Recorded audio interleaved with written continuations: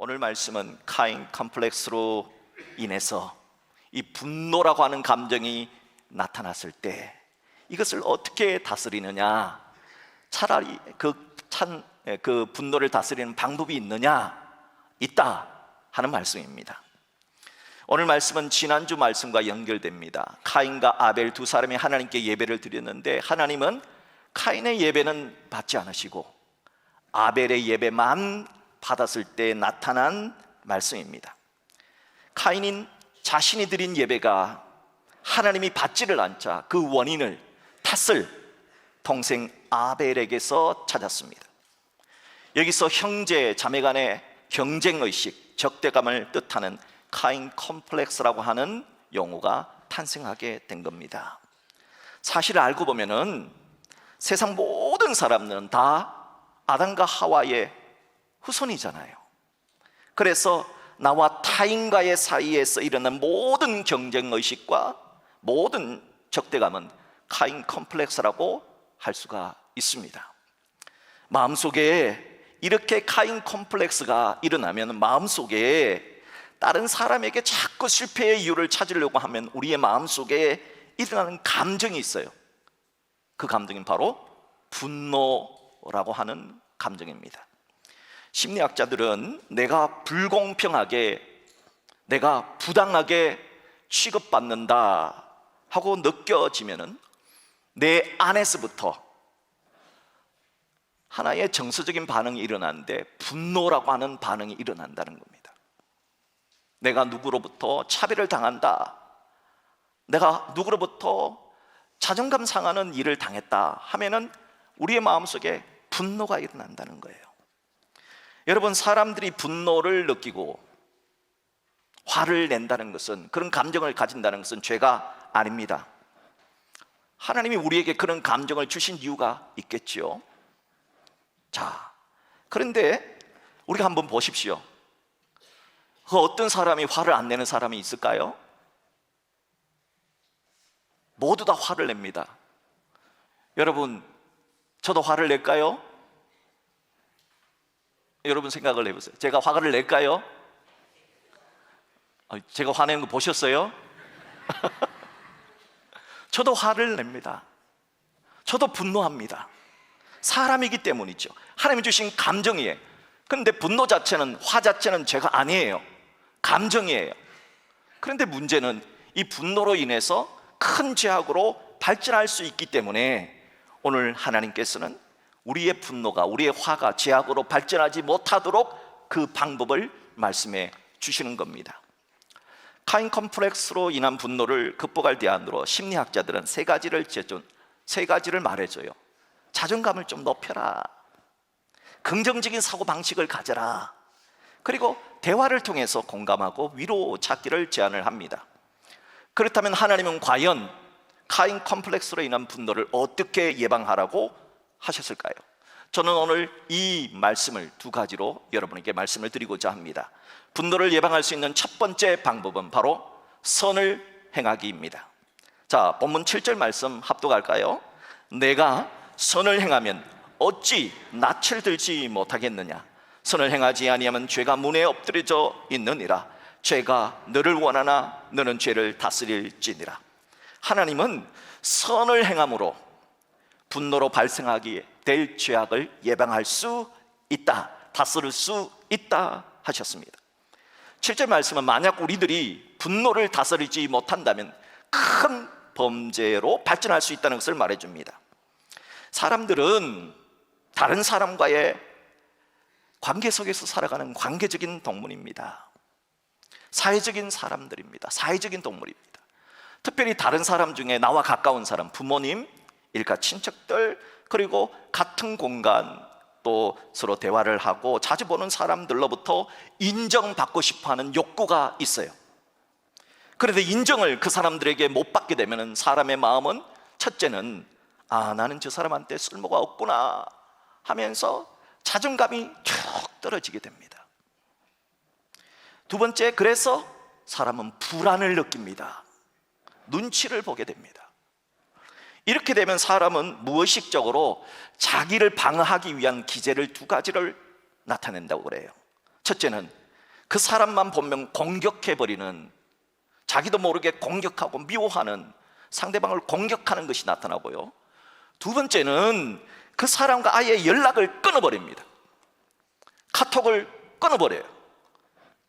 전부 다 지워버려요. 소위 잠수를 타버리는 회피의 방법을 취하게 됩니다. 실제로 1999년도 1월 달에 강원도 삼척에서 이런 일이 일어났습니다. 신혼여행을 떠났던 신혼부부가 승용차 안에서 총을 받고 피살체로 발견된 사건이 있었습니다. 이 사건이 바로 카인 컴플렉스로 인한 분노 조절이 안 되어서 일어난 사건으로 봅니다. 엽총을 들고 사냥에 나선 두 사냥꾼이 있었습니다. 사냥꾼이. 이 사냥꾼이 액센트라고 하는 차를 타고 이제 삼척으로 쫙 가고 있었습니다. 그런데 이제 결혼식을 딱 마친 신혼부부가 그랜저를 타고 이 액센트 차를 쫙 앞질러 갔습니다. 나는 액센트, 너는 그랜저.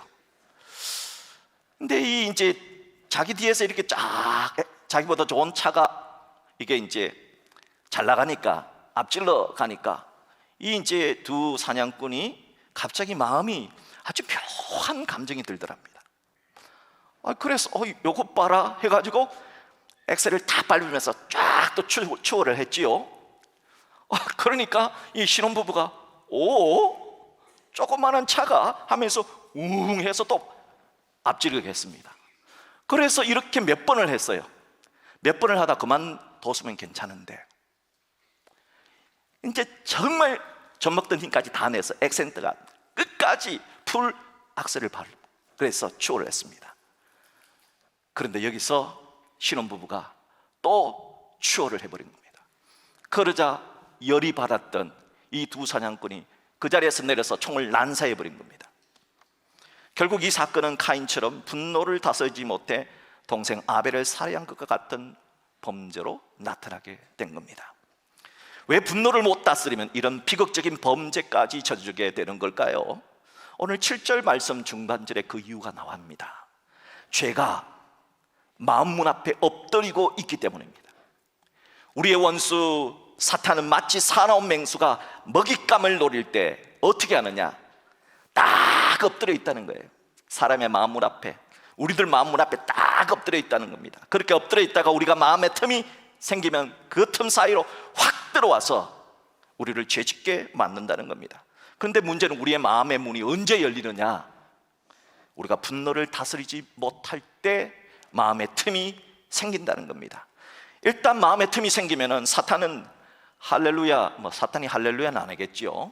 사탄이 랄랄랄라 하면서 승리의 환호성을 지르며 우리 마음속에 들어와서 요한복음 8장 44절에 사탄의 주특기 두 가지 뭡니까? 살인과 거짓. 이 거짓과 살인을 팍 심어서 사람을 힘들게 죄악으로 이끌어 버린다는 겁니다. 결국 카인은 자신의 분노를 다스리지 못해서 사단에게 그 마음의 틈을 내주었고 동생 아벨을 죽이는 최초의 살인자가 된 것입니다. 그래서 하나님은 이러한 카인 컴플렉스로 인한 분노를 예방할 수 있는 방법을 우리에게 말씀을 해 주신 겁니다. 먼저 본문 6절을 보세요. 여호와께서 카인에게 이르시되 내가 분하여 하면 어찌 됨이며 안색이 변하면 어찌 됨이냐. 흔히들 얼굴은 마음의 창이라고 합니다. 그래서 한 50쯤 넘게 되면은 자기 얼굴에 대한 책임을 질 줄 알아야 된다 하는 말까지 하지 않습니까? 그 사람의 마음을 대변해주는 통로가 얼굴입니다. 그런데 이 분노는 사람의 얼굴 빛, 낯빛을, 얼굴 색깔을 바꿔버립니다. 분명 하나님은 카인에게 카인이 동생 아벨을 죽이기 전에 이 말씀을 하셨어요. 그런 죄를 짓지 않도록 기회를 주신 겁니다. 내가 분하여 하면 어찌 됨이며 안식이 변하면 어찌 됨이냐. 너 자신을 한번 되돌아보려구나. 왜 하나님께서 카인 너의 예배를 받지 않고 아벨의 예배를 받았는가? 너 스스로 한번 생각을 해보라. 만약 카인이 이때 하나님의 말씀을 듣고 자기 자신을 돌아봤더라면 동생을 죽이는 끔찍한 죄를 저지르지는 않았을 겁니다. 그런데 카인은 그렇게 하지 않았습니다. 가인은 자신에게서 문제점을 찾지 않았습니다. 아벨에게서 남 탓을 하기 시작했습니다. 아벨에게서 그 원인을 찾았습니다. 아벨 저놈 때문이야. 저놈만 없으면 하나님이 나의 예배를 받았을 거야 판단해 버린 겁니다. 과연 가인의 예배를 받지 않은 것이 아벨 때문입니까? 가인이 살인자가 된 것이 진짜 아벨 때문일까요? 아닙니다. 지금 이 문제는 가인의 탓입니다. 그런데 가인은 내 탓이요라고 하는 말을 단 한 번도 말하지 않습니다. 아벨 저놈 때문이야. 저놈 때문에 내가 화가 나고 저놈 때문에 내가 괴로워. 여러분, 뭐가 문제입니까? 과연 내가 못 사는 것이 다른 사람들이 잘 살아서 내가 못 사는 겁니까? 과연 내가 아픈 것이 다른 사람들이 건강해서 내가 아픈 겁니까? 과연 내가 실패한 것이 남들이 다 성공했기 때문에 내가 실패하는 겁니까? 과연 내가 불행한 것이 남들이 다 행복하기 때문에 내가 불행해지는 겁니까? 아니잖아요. 여러분, 가인은 형이잖아요. 아벨이 동생이잖아요. 자기보다 어린 동생이 하나님께 칭찬받으면 형이 가인이 화를 내고 분노할 것이 아니라 아이고 동생 잘했다 좀 칭찬해주면 어디 덧납니까? 그래서 하나님은 살아가다가 가인처럼 그래 화날 수 있지, 화가 치밀어 오를 때 분노할 수 있지, 그럼에도 분노할 수 있지, 분노라는 감정이 생길 때 죄악으로 발전하지 않도록 7절의 말씀을 주신 겁니다. 내가 선을 행하면 어찌 낯을 들지 못하겠느냐. 너 선을 행하면 하나님께 얼굴을 들 수 있다는 겁니다. 하나님은 선을 행하면 분노를 예방할 수 있다 하신 겁니다. 이것이 하나님이 주신 방법입니다. 만약 가인이 분노가 치밀어 왔을 때 동생을 축하해 줬더라면, 박수를 쳐주는 선을 행했더라면 동생 아벨이 뭐라고 했을 겁니까? 역시 우리 형님은 달라 했을 겁니다. 그러면 역사가 바뀌는 겁니다. 성경의 역사가 바뀌는 겁니다. 여러분, 우리나라의 속담에 오늘 본문의 말씀과 똑같은 말씀으로 속담이 지어진 게 있어요. 어떤 속담일까요? 미운 놈? 잘 아시네. 여러분들 다 아시네. 미운 놈 뭐 하라고요? 떡 하나 더 주기. 이 속담이 어떻게 해서 만들어졌는가 제가 몇 번 말씀을 드린 것 같아요. 시어머니가 너무 짜증나게 하는 거야. 죄송합니다, 시어머니. 얼마나 짜증나든지 이 시편도 안 읽는다 그러잖아요. 시자 같은 시자 돌림이라고. 여하튼 간에 하여튼 시어머니가 너무 구박을 하고 막 그래서 이 며느리가 너무 짜증이 나서 우리 어머니는 빨리 죽지도 않아. 그러면서 그런 마음이 막 들었던 거예요. 그래서 이게 요즘 얘기가 아닙니다. 그 옛날 얘기입니다. 그래서 용하다는 한의사를 찾아갔어요. 찾아가서 죽을 것 같다고, 우리 어머니 한 100일쯤 살다가 죽는 약을 좀 지어주면 안 되겠냐고. 그렇게 해서 약을 지어달라고 했습니다. 돈은 얼마든지 줄 테니까. 그런 약이 어디 있습니까? 그래서 이 이제 명이니까 지혜롭게 생각했습니다. 그렇게 이렇게 묻습니다. 어머니가 뭘 좋아하시노? 인절미 좋아하십니다. 그래? 그렇다면 이렇게 하면 100일 후에 그렇게 미운 시어머니가 죽을 거라고. 매일 아침에 정성껏 쌀을 씻어서 2000쌀 임금님표 그걸 씻어가지고 아주 맛있게 인절미를 만들어서 매일 아침마다 어머니를 데려라. 그러면 100일이 지나면 반드시 그 못된 시어머니는 죽을 거다. 그래서 이제 이 며느리가 소망을 가지고 100일 후 100일만 참자 그러면서 새벽마다 일어나서 정성껏 임금님표 2000쌀로, 제가 아는 쌀이 뭐 그게 제일 좋은 쌀인 걸로 그렇게 알아서 그렇게 하니까 이해를 하세요. 그렇게 이제 쌀로 이제 맛있는 인절미를 만들어서 어머니 다 드세요. 남기지 말고 다른 사람 주지 말고 다 드세요 해서 이제 먹었어요. 그러니까 제일 처음에 인연이 미쳤나, 안 하던 짓을 왜 하지? 아이고 참 이 며느리 미쳤나 그러면서 그러면서 좋아하시니까 드셨대요. 아유 우리 목사님 또 욕하시네. 그렇게 생각하지 마시고요, 그분이 그렇게 했다는 겁니다. 전 별로 욕 안 좋아합니다. 참 그렇게 해서 이제 떡을 했는데 한 달이 지났네요. 그러니까 매일 이 떡을 인절미를 해주니까 이 며느리가 고마운 거예요. 그러면서 며느리한테 허구한 날 욕을 했는데 욕을 안 하기 시작한 거예요. 2달이 지났습니다. 그랬더니 이 시어머니가 2달이 지나도 끊임없이 인절미를 맛있게 해서 올리니까 동네 사람들에게 야 우리 며느리 최고다, 우리 며느리 같은 사람이 어딨냐, 야 너희들 아침마다 인절미 먹어봤어? 임금님표 2000살 먹어봤어? 하면서 그렇게 자랑을 하기 시작했어요. 석 달이 지났습니다. 그런데 이제 두려운 마음이 생긴 겁니다. 어머니는 계속해서 며느리 칭찬하는데 이제 10일 후면 죽잖아요, 어머니가. 그래서 이 며느리가 이제 한의사를 찾아갔습니다. 우리 어머니 돌아가시면 안 된다고, 옛날의 어머니가 아니라고, 어머니가 달라졌어요. 그래서 우리 어머니 오래 살 수 있는 약 좀 지어주세요, 바꿔주세요, 이렇게 했더니 그 한의사가 허허 웃으면서 그런 약이 세상에 어디 있습니까? 벌써 돌아가셨어요? 벌써 그렇게 괴롭히던 시어머니가 돌아가시고 좋은 시어머니로 바뀌었나요? 그 얘기를 듣고 며느리가 알아차린 겁니다. 내가 이렇게 한 이유는 이렇습니다. 그렇게 얘기를 했던 거예요.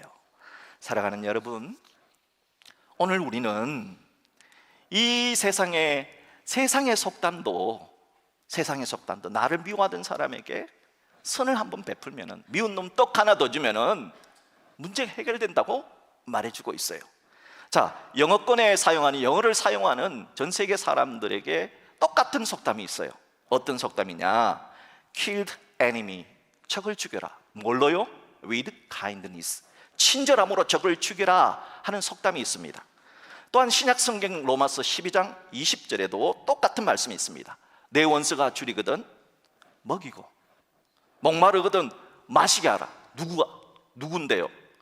원수, 왼수, 평생 왼수 먹이고 마시게 하라. 그리하면 어떻게 돼요? 내가 숯불을 그 머리에 쌓아 놓으리라 하셨습니다.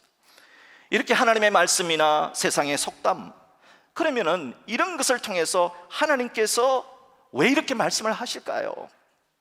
왜냐하면 미운 사람에게 계속 이렇게 믿게 대하면요, 사이만 나빠질 뿐이고 평생 왼수가 되기 때문입니다. 그러니까 하나님은 그런 때일수록 떡 하나 더 주라, 친절하게 대해줘봐라, 먹이고 마시우게 해줘봐라. 그러면 내가 숯불을 그 머리에 쌓아 놓으리라 하셨습니다. 이 말씀은요, 로마서 12장 20절의 배경은 유대 속담에 어떤 사람이 추운 겨울날, 아주 추운 날 이게 불이 꺼져 버렸대요. 숯불이 꺼져 버려. 그래서 화로에다가 숯불이 꺼져서 화로를 들고 이제 숯불을 빌리러 간 거예요. 근데 이제 평소 나하고 사이가 좋은 사람들 있잖아요. 김 집사, 이 집사, 박 집사. 그래서 이제 빌려달라고 하잖아요. 그런데 빌려줄 줄 알았는데 안 빌려준 거예요. 그럼 화가 나겠죠. 안 빌려줘? 그리고 그 다음 사람도 안 빌려줘. 또 안 빌려줘. 그리고 저쪽 끝에 있는 사람은, 저 사람은 나하고 별로 사이가 안 좋아, 나는 왼수로 생각하는 사람이야. 그 사람한테도 찾아갔습니다. 퉁명스럽게 숯불 좀 빌려줘, 우리 집에 불 꺼졌어. 그랬는데 그 사람이, 그 왼수 같은 사람이 선뜻 숯불을 빌려준 겁니다. 그래서 화로에다가 숯불을 넣고 이고지고 해서 집으로 돌아와서 보니까 어떻게 해요? 머리에 땀이 주르르, 얼굴이 붉게 변한 거예요. 그 배경으로 쓰여진 말씀이 바로 로마서 12장 20절의 말씀입니다. 이 이야기 속에 평소 사이가 좋지 않은 원수였지만, 원수라고 여겼지만 그가 어려울 때 도와주면 그 사람의 마음이 마치 숯불을 빌려서 머리에 화로를 이고 지고 온 사람처럼, 그 사람 알고 보니까 왼수가 아니었어, 그 사람 알고 보니까 내가 잘못했어, 내가 잘못 생각한 거야, 그 사람 진짜 좋은 사람이야, 그 사람 그렇게 자기가 부끄러움을 느끼고 결국 그를 좋은 친구로 만들게 되었다 하는 이야기입니다. 그래서 하나님은 카인에게도 그리고 우리들에게도 이렇게 말씀을 하는 겁니다. 내가 선을 행하면 어찌 낯을 들지 못하겠느냐. 사랑하는 성도 여러분, 우리가 살다 보면 시시때때로 화가 나요. 때로는 분노까지 나요. 그럴 때 오늘 말씀을 기억하시고 어떻게 하라고요? 미운 놈 딱 하나 더 주십시오. 선을 행하십시오. 그리하여서 사단 마귀를 시험 들게 하는 여러분 되시기를 주님의 이름으로 축복합니다. 둘째로 분노를 예방할 수 있는 방법은 회개하기입니다. 하나님은 카인이 아벨을 죽이는 대형 사고를 쳤을 때 9절에서 이렇게 묻습니다. 여호와께서 카인에게 이르시되 내 아우 아벨이 어디 있느냐? 하나님께서 몰라서 물은 겁니까? 알면서도 물은 겁니다. 왜입니까? 하나님은 지금 사고친 카인에게 회개를 촉구하고 있는 겁니다. 하나님이 두 번째 기회를 주신 겁니다. 그런데 카인은 뭐라고 대답합니까? 내가 알지 못하나이다. 자기가 사고 쳤는데 왜 모릅니까? 그 짓을 말하지요. 그리고 카인은 하나님께 내가 내 아우를 지키는 자입니까? 하고 하나님께 대들기 시작했습니다.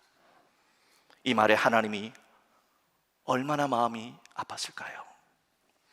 하나님은 오늘 우리들에게도 동일하게 9절의 질문을 하십니다. 내 아내는 지금 어디 있느냐? 내 남편은 지금 어디 있느냐? 내 자녀는 지금 울고 있는데 너는 지금 어디 있느냐? 내 형제, 동료, 너희들의 직원은 지금 어디 있느냐? 그때 카인처럼 대답하지 않았으면 좋겠습니다. 주님의 물음에 전 모릅니다. 내가 뭐 아내나 남편이나 자녀나 형제나 직원을 지키는 자입니까? 하고 카인처럼 그리 대답하지 않았으면 좋겠습니다. 사도행전을 보면은 예수님이 죽으시고 3일 만에 부활하셨잖아요. 근데 이걸 보고 사람들이 와, 예수님이 진짜구나, 진짜 메시아가 맞구나 하는 것을 나중에 뒤늦게 깨닫게 되는 사람들이 나와요. 그런데 예수님 제자였던 베드로가 너희들이 십자가에 못 박았던 그 예수님이 바로 주님이요 그리스도시니라 그렇게 얘기를 하자 이 진리를 몰랐던, 나중에 깨달았던 사람들이 뒤늦게 예수를 십자가에 못 박아라 했던 그 유대인들이 뒤늦게 예수님이 진짜인 걸 알게 되었잖아요. 그들이 어떻게 반응했는가를 성경은 이렇게 기록하고 있습니다. 그들이 이 말을 듣고 마음에 찔렸다는 거예요. 베드로와 다른 사람들에게 물어 이르되 형제들아 우리가 어찌할꼬? 우리가 어떻게 하면 좋을까? 물었습니다. 그때 사도 베드로께서 뭐라고 말씀하셨느냐? 같이 할까요? 시작. 너희가 회개하여 각각 예수 그리스도의 이름으로 세례를 받고 죄사함을 받으라. 그리하면 성령의 선물을 받으리라 하셨습니다. 회개하라는 겁니다. 회개하면 하나님께서 선물 주시겠다는 겁니다. 여러분, 우리는 늦었어라고 말합니다. 늦지 않았습니다. 결코 하나님 앞에서는 늦지 않습니다. 지금이라는 시간을 살아내고 있다면 최선의 시간이고 늦지 않았습니다. 주님은 요한 1서 1장 9절에서 이렇게 말씀하셨습니다. 만일 우리가 우리 죄를 자백하면 그는 미쁘시고 의로우사 우리 죄를 사해 주신다고 약속해 주셨습니다. 우리를 모든 불의에서 깨끗하게 하실 것이라 약속했습니다. 사도 요한은 이 예수님의 약속을 믿고 요한 1서에 이렇게 기록을 했다는 겁니다. 그런데도 카인은 이 두 번째 찬스마드 회개를 하지 않았던 겁니다. 하나님이 주신 두 번째 기회인 이 회개를 하지 않았던 겁니다. 하나님은 그런 카인에게 내 아우의 핏소리가 땅에서부터 내게 호소한다 하였습니다. 이 말씀은 카인이 하나님이 주신 회개를 거부하면은, 무시해버리면은 심판이 다가온다 하는 것을 알려주신 말씀입니다. 사람들 중에는 뭐 죽으면 그만이지 그렇게 말하는 사람들이 왕왕 있지요. 동물은 죽으면 그만입니다. 하지만 사람은 결코 죽음이 끝이 아닙니다. 분명 인간은 하나님의 형상대로 창조된 존재이기 때문입니다. 그래서 히브리서 9장 28절에 한 번 죽는 것은 사람에게 정해진 것이지만 그 후에는 뭐가 있다고요? 뭐가 있다고요? 심판이 있다고 말씀하셨습니다. 사람은 죽더라도 끝이 아닙니다. 우리가 이걸 알아야 합니다. 그래서 사람이 죽더라도 땅이 하나님께 의로운 사람의 피가 떨어졌다 하고 땅이 부르짖는다는 겁니다. 바로 자연의 탄식입니다.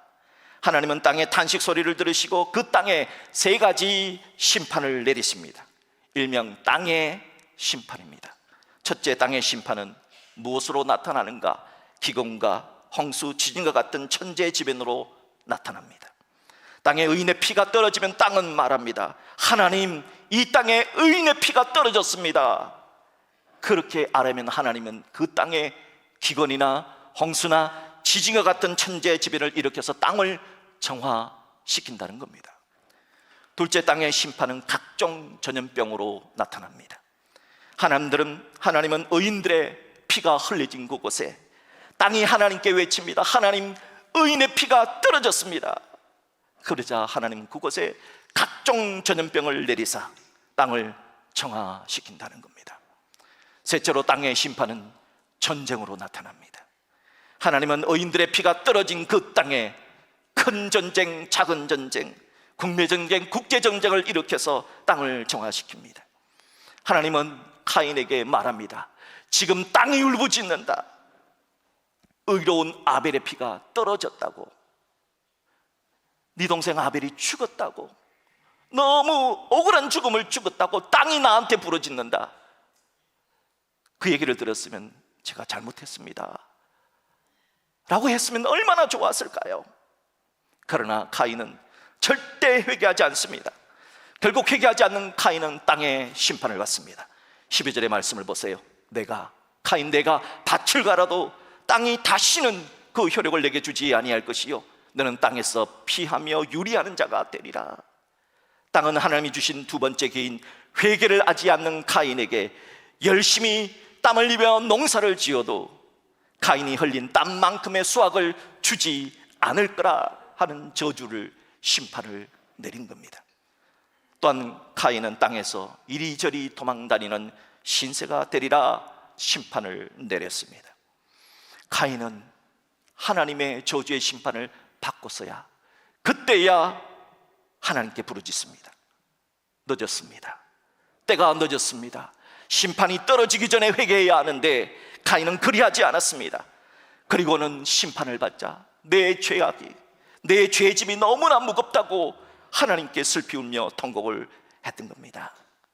사랑하는 성도 여러분, 하나님이 오늘 카인을 통해 주신 두 가지 말씀을 기억하십시오. 우리가 살다 보면 화도 나고 때로는 분노가 솟아오르게 될 때 오늘 주신 하나님의 두 가지 방법을 기억하십시오. 첫째는 미운 놈 떡 하나 더 준다는 이 속담을 기억하십시오. 사람들은 말씀보다 속담을 기억하기가 훨씬 쉬워요. 왜요? 고급진 언어는요, 하나님의 말씀은 정말 노력을 해야 외워질 수 있고요, 속담은 그냥 조금만 노력해도 쉽게 외워질 수 있는 그런 시스템을 우리는 갖고 있어요. 그렇기 때문에 미운 놈 떡 하나 더 준다, 이게 무슨 말씀이지? 창세기 4장 말씀과 연결해서 기억하시면서 여러분을 힘들게 하는 사람이 있으면 뭐 하라고요? 미운 놈 떡 하나 더 주십시오. 둘째, 하나님이 기회를 주실 때 회개하십시오. 심리학자들이 제안하는 방법도 물론 좋습니다. 첫째, 자존감을 높여라. 자기 자존감을 높이는 거, 긍정적인 사고방식을 가져라. 이것도 좋지요. 대화를 통해서 공감과 위로를 찾으라. 이것도 참 좋은 방법입니다. 하지만 우리들은 하나님의 사람이잖아요. 하나님의 사람은 심리학자의 말보다 하나님의 말씀을 더 소중히 여기잖아요. 오늘 우리는 하나님의 말씀, 하나님의 방법을 더 소중히 여겨야 됩니다.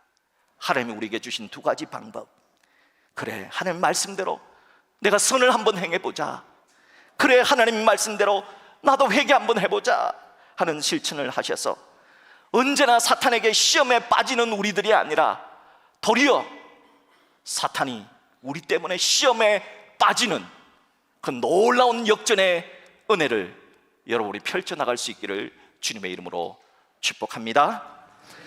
이 시간 결단의 찬양, 오늘도 하나님의 말씀으로 우리를 불렀습니다. 하나님의 말씀으로 부르신 그 하나님의 부르심에는 결코 후회가 없다는 찬양, 우리 함께 찬양하도록 하겠습니다.